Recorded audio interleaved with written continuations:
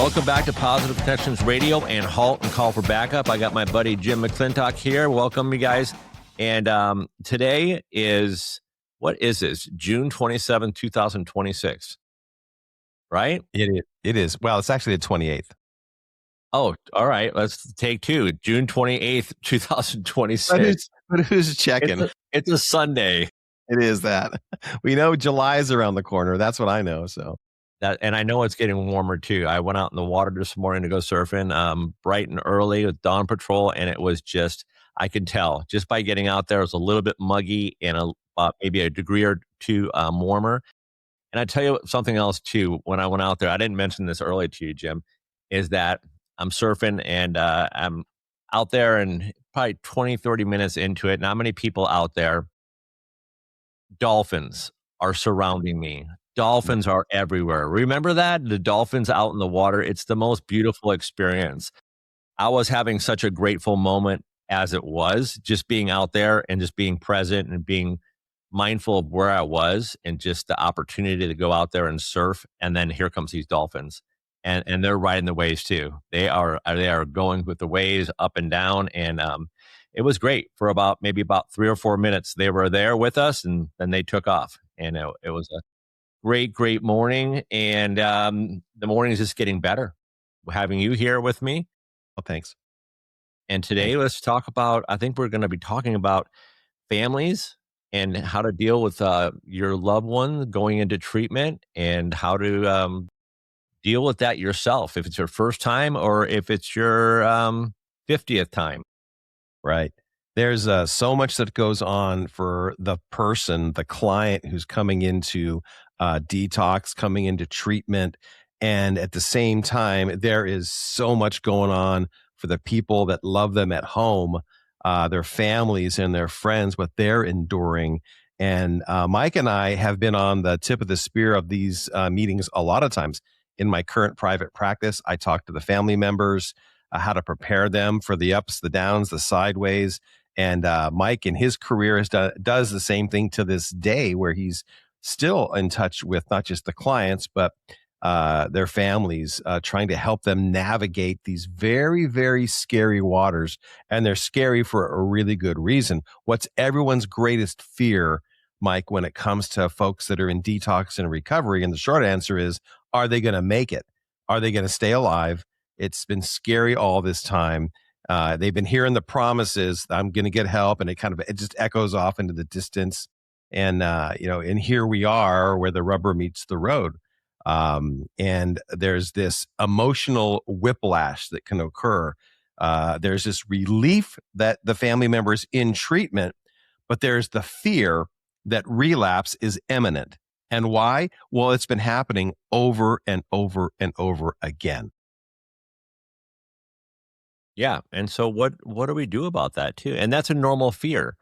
And I'm sure you've experienced it too. Isn't that one of the common things is I'm afraid that when they do come home, they're going to go back to what they're doing again. They're going to relapse again. Always walking on eggshells, always looking over your shoulder, always worried about, what's going to happen, when it's going to happen, not if it's going to happen, when it's going to happen, because a lot of times, especially in addiction, it's happened so many times over and over and over again. So And that's rational fear that they have. Absolutely. And that trust has been eroded over time because you, like Mike was saying, you just keep seeing this revolving door of recovery, relapse, over and over and over again. And it turns into, for the folks at home, it turns into ambivalence. It turns into their own roles are now overloaded because now that their partner is in treatment, the household becomes under their umbrella, the parenting, the finances, the emotional labor alone. Like Mike was talking about a second ago, the hypervigilance. When your loved one is home, you're always watching. You're always walking on eggshells. You have this grief for what's happened to the relationship, what's happened to your mate. And then you also have this resentment, the damage that this addiction has caused relationally, physically, mentally, emotionally, financially. And as we all know, folks that are in addiction and recovery, the folks that are using and still in addiction, they are the master manipulators. And that's a hard wall to come up against when you realize the man that I love, the woman that I love, my son, my daughter, is also a master liar, because that goes hand in hand with addiction too. How do you heal from that loneliness, the boundaries that have been blown through, the disruption in the relationship? And that's what Mike and I are going to talk about today, what we can do about these kinds of things. But also, this will be a very difficult podcast, Mike, because as you and I both know, the worst thing besides death that could happen is this relationship might be over. Mhm. We'll talk about that today as well, to face into the fact that this relationship might just be dust in the wind now, and how to navigate those waters. Yeah, there's so much there, and that's huge too, and that's like a main focus also. You get into these relationships, right? We're human beings. We get into relationships, and we don't prepare for this, right? And we might be drinkers, we might not be drinkers, we might drink more to cope with everyday issues or just to have fun. And then you get to this point where there's the lying, and then there's the hiding, and then there's possibly the cheating and the lying again and the manipulation, like Jim's talking about. And you get to a point in your life where you say, I've done everything I can do. And either you go to one side and say, I should have done more. It's my fault. What could have I done? Or you say, I've done every possible thing I could do to keep this relationship going, to help them, help themselves. But evidently, they're going to go on their own path. And that's where we can separate their program from my program, Nice. right? Nice. Right. Absolutely. You know, the clients that are in detox and recovery, the most important thing you can do are one, stay clean and sober, and two, focus on yourself. Do it for yourself. A rising tide gathers all boats. And so if you can stay clean and sober and you can work on your own recovery and stay on your side of the tracks, that's where the chances are the best at your relationship going through its own healing and restoration as well. But as we were talking about earlier, and as you all know, the folks that are in all of this, whether you're a client or whether you're a family member, uh, trust, respect, admiration, it could be irreversible now. The trust, the safety, the admiration, the respect, the responsibility that the relationship maybe once had is now worn out from the broken promises, worn out from the emotional harm. And there comes a point when the family, the spouses, the boyfriends, the girlfriends realize this impact that has hit us is irreversible now. So now what do we do? But then that's one of the fears that the person in recovery has is, I'm doing this because I'm trying to save my relationship. And I hear that.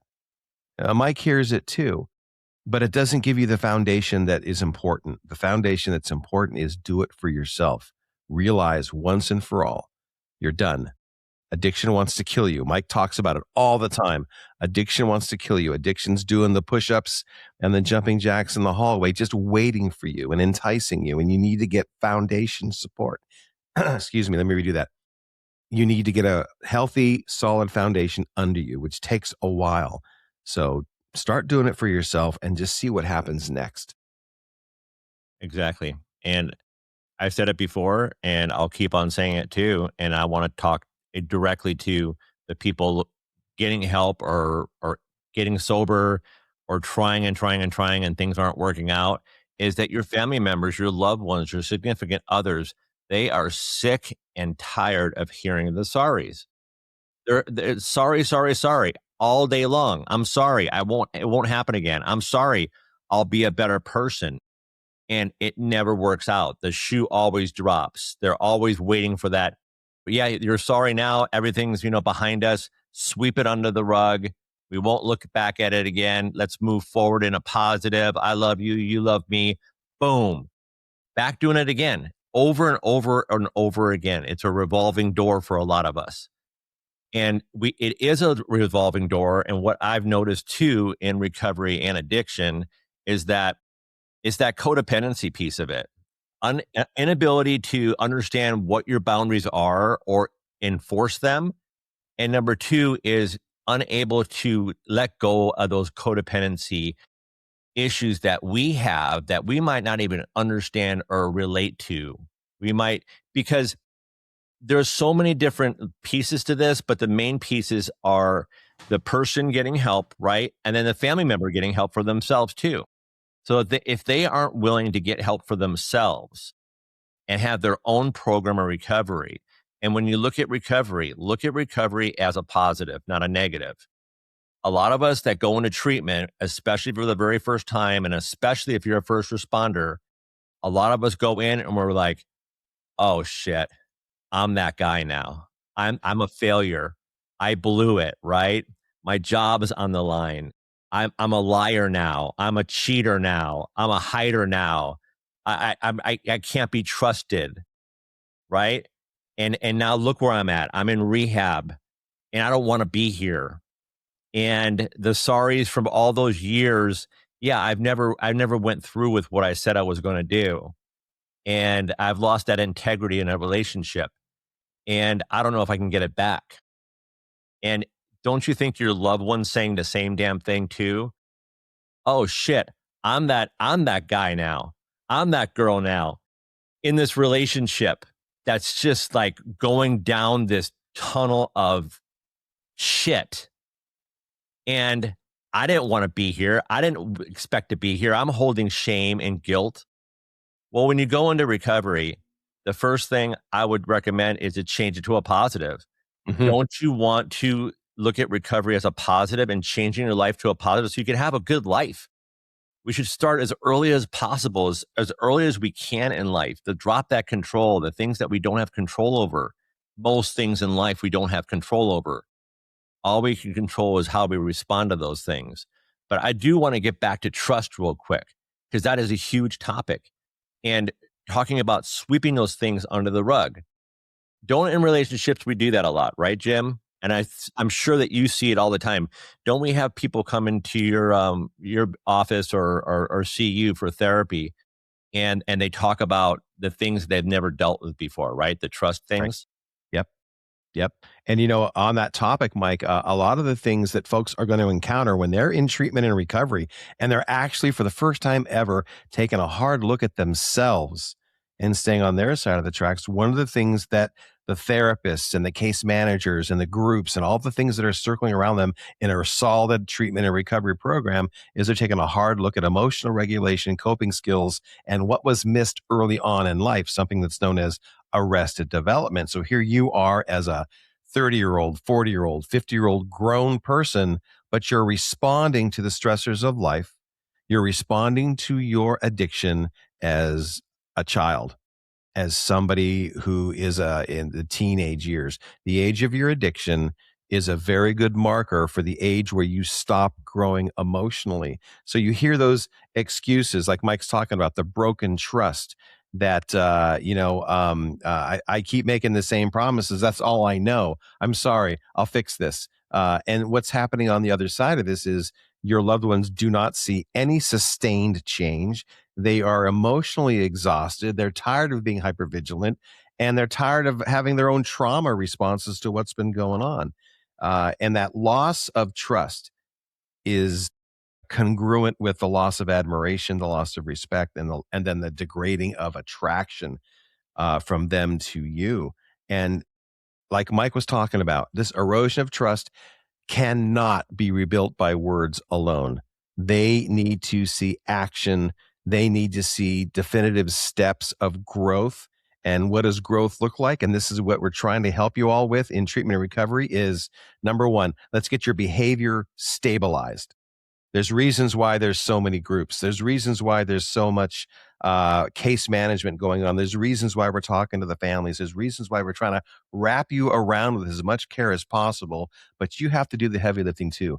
Once you get through the detox, once you get through the first couple of weeks, you start seeing things differently. And that's why it's important to stay there. We start learning more about accountability, acknowledging the harm without becoming defensive and without blaming and without getting your feelings hurt too much. You have to be accountable in life. Welcome to the planet. It's about emotional regulation, and it's about respectful communication. It's about follow through. It's about lifestyle changes. And like Mike was talking about, your internal motivation is what changes values, is what changes things for you, reduces the triggers. And for the first time ever, learning how to deal with cravings, which are horrible, and new healthy ways, and learning how to recommunicate things. But do it for yourself. Stay on your side of the tracks. This is why in any solid addiction program, you're going to have a team wrapped around you that's trying to walk with you through this period, get you to be accountable, get you to attend all the different groups and the things that are going on. There's reasons why they have them. It's to teach you and to get your emotional regulation caught up with your chronological age, where you have mature responses to things, opens your thought processes, gets you communicating. Because what's the biggest problem, especially for men? You just don't talk. You just don't talk. We get it. We understand. That's why this show is called HALT and Call for Backup. Don't just stop in your tracks and realize something's going wrong, but start talking about it. Get some help coming your way. Yeah. Yep. And hopefully you want it more than the other people in your lives want it for you. And in recovery too, a lot of us go in and we don't want it. We don't want it. We're not giving our 100% on it. We are just buying time, checking the boxes. And if you have more stuff to lose in your life, chances are you won't have an active recovery leaving treatment unless you do the work that's required, that's strongly suggested for you to do. And it all goes back to trust. Do you trust yourself? I love my acronyms. I go back always to the very first acronym I learned in recovery was HOW, HOW, how it works, honesty, open-mindedness, and willingness. If I could be honest to myself, the chances are I'm going to be honest to other people too. In all my affairs, being honest. The smallest things, being honest. No more white lies. White lies turn into something bigger. I'm done lying. I'm done lying to myself. Being open-minded to new ways of thinking and new concepts and new ideas and the willingness to go through with these things.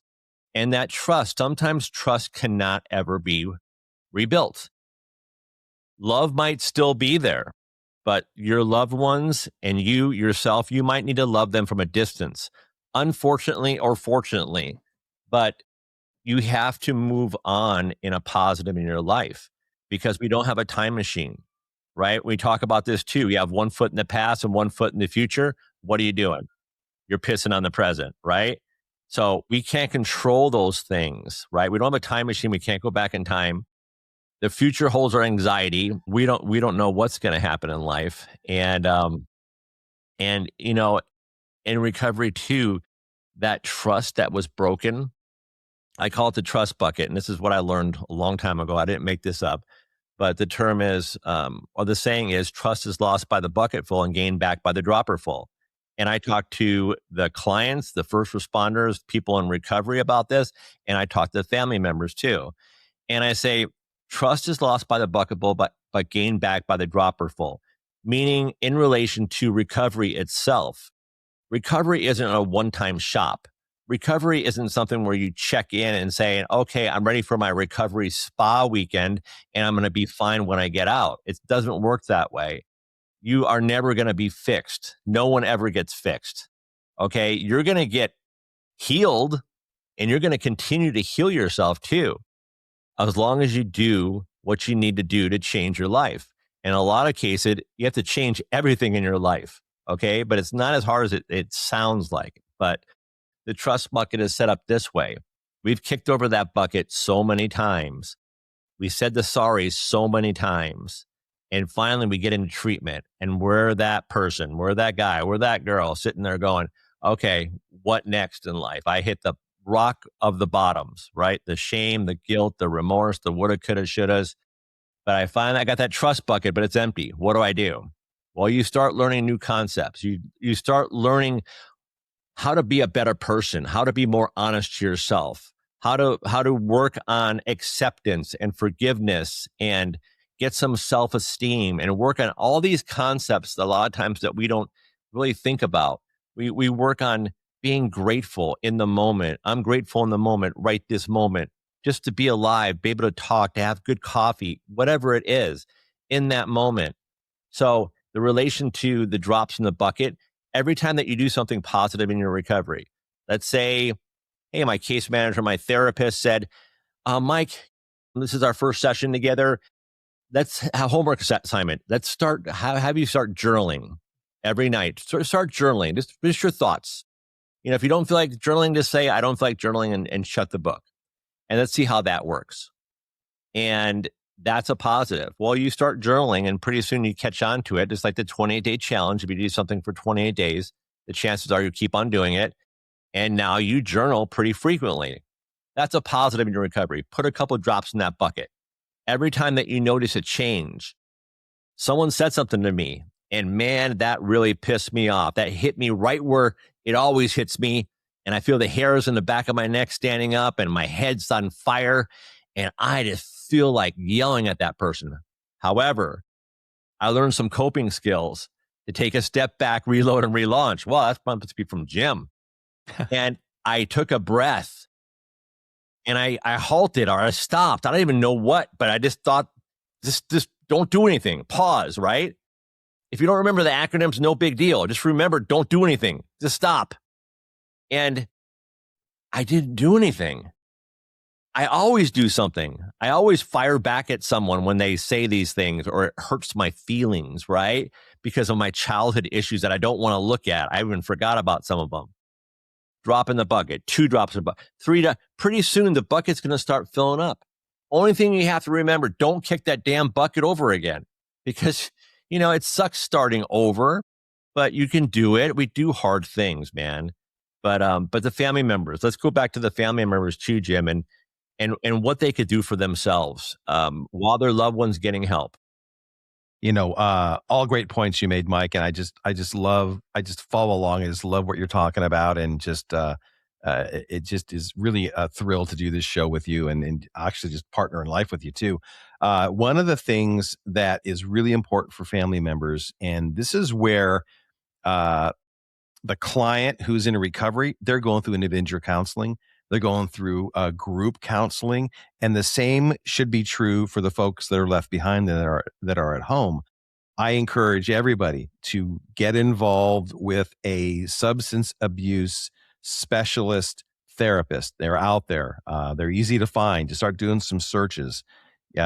These are the folks that you want to be working with. Now, the greatest fear for the client that's in detox or in a program is that you're going to go get counseling. Because why? The counselor is going to help you take a look at rebuilding your sense of self, taking a look at restoring your nervous system from the chronic stress you've been under, helping you reconnect or encouraging you to reconnect with friends, family, and support systems, and then working with your therapist on the trauma you've endured, the boundaries, the relational patterns, and to evaluate what you need in a healthy relationship.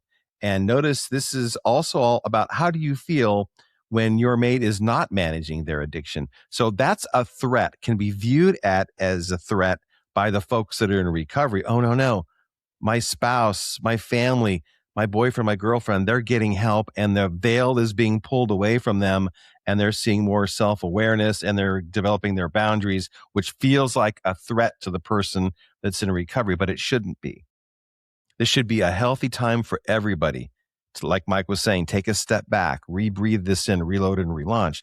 But it is so necessary to start examining yourself, the person that's at home, the person that's been left behind, to take a closer look at it. Why are you in this relationship? What happened? And also to take a look at the other pieces that are difficult to navigate. Did you have anxiety before you got into this relationship? Did you have trauma before you got into this relationship? Do you happen to be an adult child of an addictive parent? And now here you are going through all the different things that you swore you would never endure.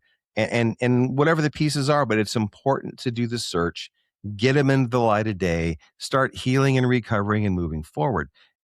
It's only with these pieces that the people that are at home can take a serious look at, should I be in this relationship? And if the answer is yes, then we have a roadmap for that too. But to have that conversation, and that's scary for the person that's in treatment or recovery. When they go home, is anyone going to be waiting for them? What's going to happen next? These are all scary, scary pieces. But that's why we want to get right back into the here and now. What do we know that's true today? My mate's in recovery. My loved one's in recovery. That's great. Now I'm going to be in a little bit of recovery too. There's a lot that I've been through, that we've been through. And once I navigate these pieces, I can take a look at the relationship continuing under a new framework, the relationship being on hold for a while. There's nothing wrong with separation. Give everybody a chance to step back and breathe a little bit, get away from the fire, and start recalibrating themselves of what their needs are. Or if this is a relationship that just cannot be repaired, that's okay too. Everyone's alive. Everyone's okay. The trust is gone. The respect is gone. The admiration is gone. The growth is inconsistent. The relapse continues. Promises repeat without action. It's okay to slow that relationship down and let it go its separate way and start over again. And who wants to hear that, Mike? Nobody wants to hear that, but we got to be real. Mm-hmm. Damage is done. And now what do we do? And again, I want to emphasize this, and I know Mike is right on this one with me. Just because this relationship is over does not give anybody permission to hurt themselves or hurt anybody else. Let's just stop with that. That's a deeper level of rejective sensitive dysphoria that Mike and I have talked about before, that emotional pain that's so bad, that abandonment that feels so horrible, and you can't get over it. The abandonment, the attachment that's going on, all these things are healable, but you got to lean in and you got to push through that fear, and you got to do the opposite of how you feel. So when you get into that position of my life is over, I've screwed it up, my life is over, my heart hurts too much, do the opposite of how you feel. Mm-hmm. Lean in, start talking about it with a qualified therapist, start working through it, and start moving on with your life in healthy new directions. So again, I reiterate, if this relationship is over, I'm sorry. Mike is sorry. Everyone's sorry, but it does not give you permission to hurt you or anybody else. I emphasize that. Yeah, I hear you loud and clear. Own it. This is yours. You know, you made this life, and you made mistakes. We all make mistakes. Okay. You got addicted. Yeah. You didn't expect this to happen to your life. You thought you could control it. You can't. So you're going to have to move on. You got to face the facts, accept it or don't accept it. It's up to you. But you can get through this if you accept it and have a good life and not ever have to go back to this again. And I would put never. I'm never going back to this again. I'm never going to drink again. I'm never going to use drugs again, right? Make it 100%. Do it for today, right? It seems daunting, like, the rest of my life. Do it for today. But yeah, you don't ever want to do this again. Don't back pocket your recovery saying, oh, well, I'll do this on my own. A lot of times in recovery, we get sober, okay? Maybe the second time around. Maybe we don't go to treatment. Maybe we just say, okay, I'm stopping drinking. I'm good. I'm honey, loved one. I'm stopping. And you stop for 2 or 3 months. You're working out again. You're getting those things back in your life that you sort of put it aside because you were drinking so much, and you're feeling healthy. Everything's going great on your side. The world's great. Everything's fine. Everybody's happy. Well, maybe it wasn't that. Maybe I can go back. And you go back and it happens again and again and again and again. You can't control it, right? Maybe it's time to give it up forever. Yeah. But put 100% in. If you're not 100% in, you're 100% out. So make sure that you do that. You get that help. Family members too, work on boundaries like Jim was talking about. Get that help with a qualified therapist or counselor that deals with addictions, also mental health issues, that can give you a plan. Your first responder, your person that's in treatment, they are getting a treatment plan. They are getting an aftercare plan. They have things set up throughout the week. They have therapy sessions. They have case management sessions. Once they leave, they'll have everything set up with a therapist. It's going to be up to them to continue doing this, right?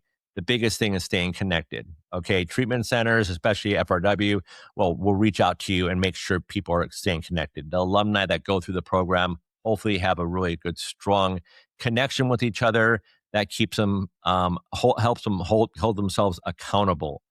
But the family members a lot of times are left on the sidelines, taking care of everything, sweeping things up again.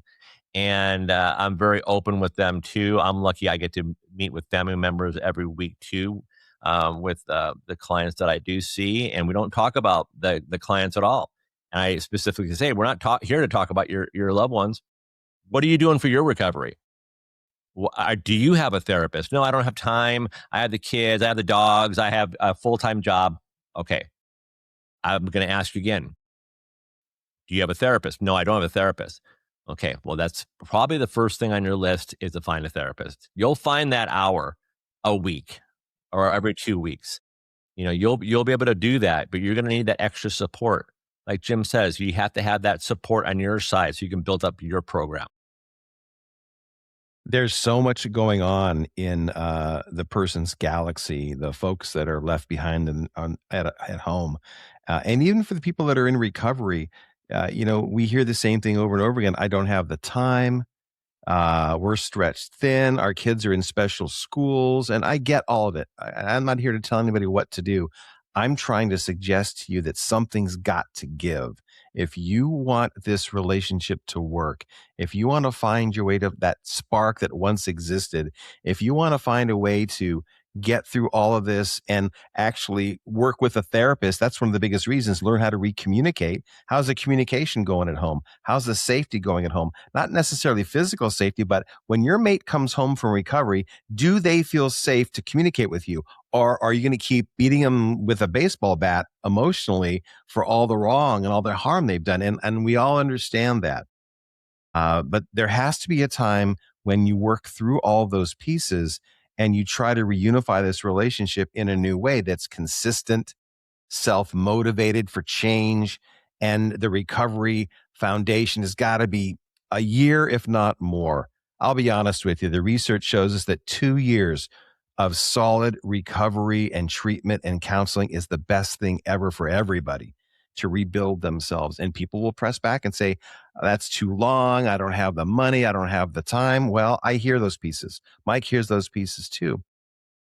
Maybe it's time to recalibrate all the special interests you have on the sideline for a short period of time in order to work on this relationship and restart it like one more time, one final time that is the relationship you've always dreamed of.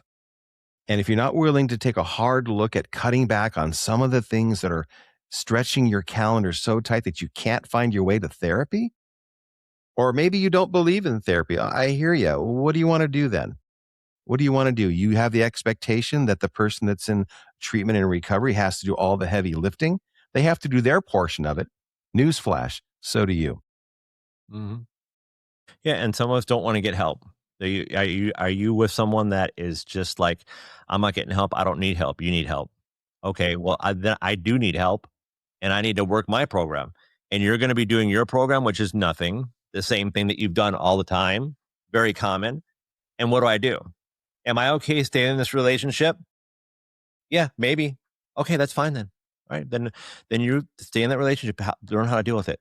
Or am I ready to like maybe get some better ideas and maybe move on with my life? Yeah, maybe you need to look into that, explore that, be curious about your life, about what you need for yourself.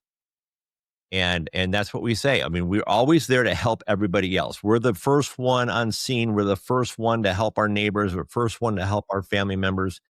The last one to look at ourselves and help ourselves. And do this for you. And going back to the trust bucket too, I like to mention this also. When you're putting those drops back in your bucket, when you're making positive change in your life, try not to have the expectations that others will see you put those drops in that bucket. Do it for you. They might not see it and they might not care. They might see it and not want to say anything because they've seen something similar before. But you keep putting those drops in. You keep doing the things that you know are right and do them for you. If you expect others to give you a pat in the back and a hug and saying, oh, you're such a good boy. You've been so sober for 30 days or 60 days or 90 days. Let's go back to the old days. It ain't going to happen. You're going to hold resentments. Do this for you, number one. And things will start falling into place. And then your loved ones will look at those and say, okay, I do see those drop in a bucket. And I'm going to give you some credit for it. I'm still pissed off. Yeah, trust is not back yet, but you're going in the right direction. Let's just take it one step at a time, okay? It won't be back right away. It might be back someday, but you keep going down that same road, you're going to have to work your program alone because I need to start my new program of recovery. And that's about my life. Number one. Mike and I have both seen the opposite of all of the doom and gloom that we've been talking about that could happen. We have seen amazing relationships not just recover, but recover beautifully into something so new where there's such an amazing spark that neither one knew it was even there anymore. And now here they are, just glowing and blooming together. And this addiction and recovery season, as difficult as it was or is, was the best thing ever. And one of the things that we really need to talk about as well is when addiction is a family disease. Everybody in the family may not be going through addiction, but the one person that is just threw a wrench into the family system. Everyone is going through something because of the person that's been addicted. That's why there's so many studies into adult children, people our age, of parents who are going through some kind of addiction, substance use. There's a lot of trauma that affects everybody. You just take a look at your life for a second. Ask yourself the question, were my loved ones that raised me going through some addiction? And what has that left me with that maybe I haven't dealt with yet? And this is what's really important, is that couples work, individual work, and family therapy really matters. They break the entrenched patterns of rescuing and withdrawing and overfunctioning. They start to rebuild the trust, the safety that's in the structured environment. We learn how to support the partners who carry the trauma from years of unpredictability, and we develop a shared language around the triggers. We learn how to be safe and communicate with each other, and have boundaries together, and talk about the relapse warning signs with courage and with love. We learn how to recommunicate with each other in ways that are safe for each other. And we reduce the risk of relapse through this coordinated family care. When a person's ready to come home, the therapist, the couples therapist, the family therapist is going to help prepare for the loved one's return from treatment. Returning home is a very, very vulnerable time in a person's recovery. What's going to be at home? What's going to happen next? That's why it's so important to have some wise counsel around you. Help you clarify your expectations together, create a relapse prevention environment, build a shared recovery structure together, and prepare emotionally for this transition. And also, let's strengthen the support systems, the families, the friends, the 12-step programs, the meetings. Have these things all in place when you go home. Don't do it the day you get home. Have these things in place before you arrive home is critical. Yeah. And to be open to rebuilding trust slowly. Trust rebuilding happens through consistent behavior. Like Mike was saying at the very beginning, not promises. Celebrate the small wins and use therapy to process the past hurts. I love your points, Jim. It's awesome. I love what we do. I love giving back, and most people in recovery that do develop a good strategy for life, a new way of living life, a new way of loving life, and being grateful for life and grateful for others, especially putting your recovery first and being grateful and loving yourself maybe for the very first time in your life. That's when we get to give back to other people too. That's our payday. Most of us in this field don't get paid.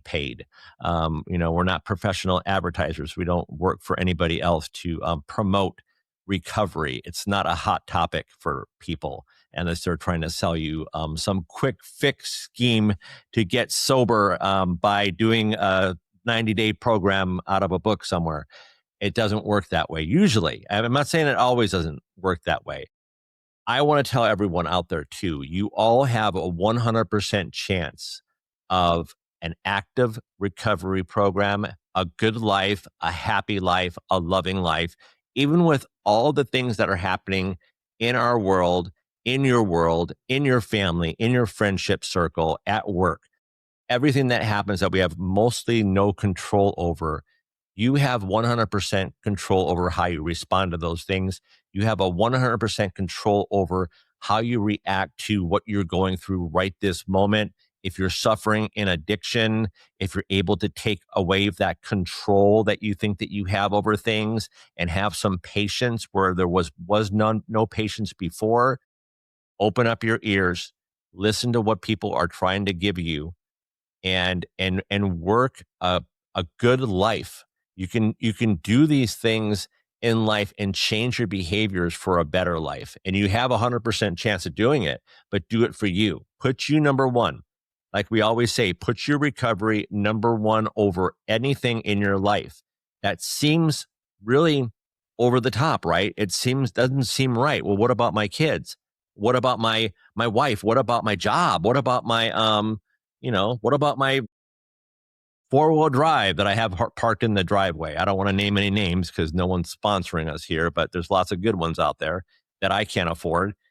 But what about all these things? No, because if you put those things ahead of your recovery, you love your kids, you love your wife, you love your job, you love all these things, and you want to say, well, nothing comes before my kids.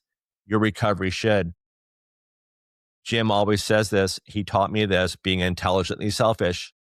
That's being extremely intelligently selfish with your recovery. Put it number one, and then everything will fall into place after your recovery. Because if you don't, it'll be number two, your recovery will be number three. Pretty soon, recovery is number four. It's a weekend thing. It's a monthly thing. Pretty soon, you'll forget about recovery. What's recovery?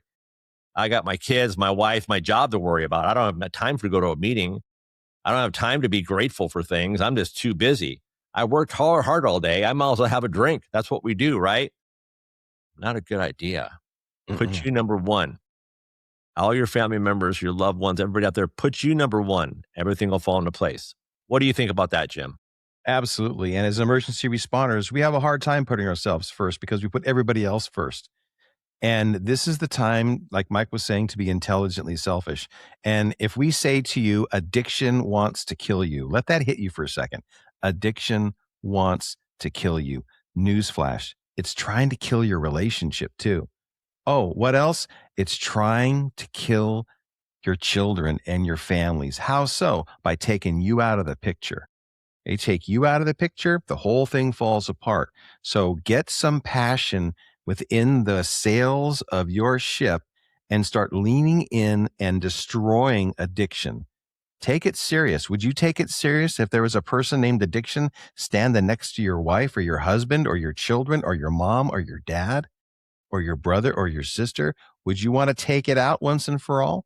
There is someone threatening your family. Mike, I just saw the video the other day of the pastor someplace that chased after the guy and beat him up for threatening to kill and rape his wife. End of story. And I think all of us could relate with that.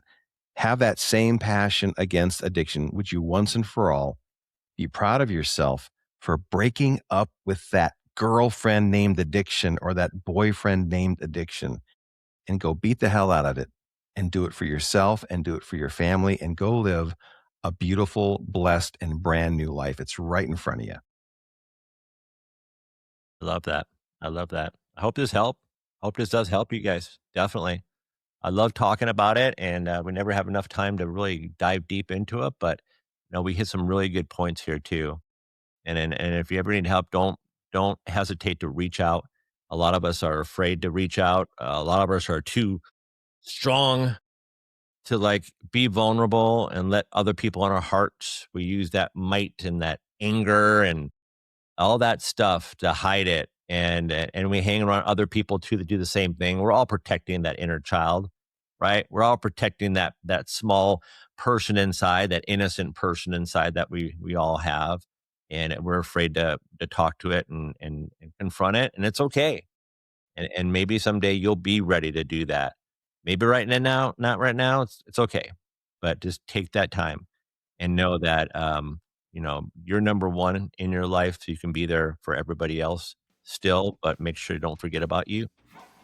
And if this podcast speaks to you, if you happen to be the person that's struggling with addiction, or you think you're struggling with addiction, if you're drinking a lot of beer by noon or other stuff that's heavier, today's a good day for you to take a step back, reload, and relaunch. Contact the wonderful facilities. If you're an emergency responder, there's a couple out there, in particular, Mike works at First Responder Wellness in Newport Beach, and they are just waiting to hear from you. And you will arrive and they will treat you with such admiration and respect.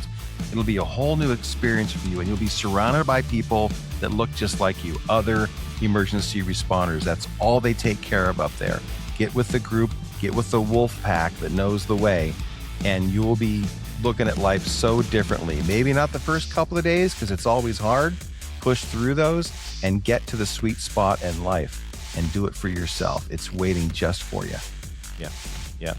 And if you're not a first responder, get help somewhere. Get help somewhere. Talk to someone that knows about recovery, that can guide you in the right direction. Someone trustworthy that can guide you in the right direction, because lots of people out here are waiting for you to reach out your hand. There's 5 hands to grab you. There you go. And Mike and I both have our contact information in the show notes. So feel free, I can't talk.